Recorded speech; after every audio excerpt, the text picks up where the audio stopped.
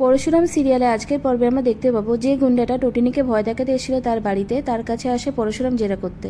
বলে, মহিলাদের আর বাচ্চাদেরকে ভয় দেখিয়ে কি হবে, দম থাকলে আমায় শ্যুট করে দেখা।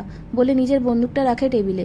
গুন্ডাটা গুলি করতে যায়, কিন্তু গুলি না থাকায় মানে ব্ল্যাঙ্ক থাকায় সেটাতে ফায়ারিং হয় না।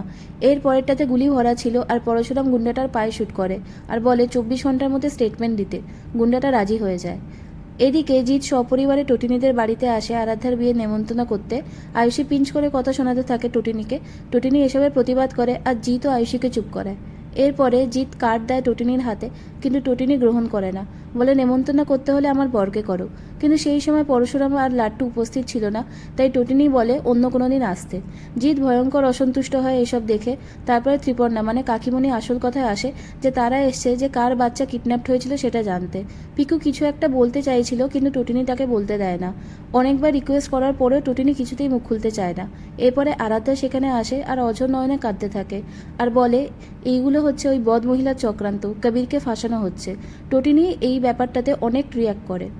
কিছুক্ষণ পরে পরশুরাম আসে সেখানে। দীপালি তার হাতে কার্ডটা দিলে সে কার্ড নিতে চায় না। পরশুরাম বলে, ওই বাড়িতে আমাকে ঢুকতে দেওয়া হবে না বলা হয়েছিল।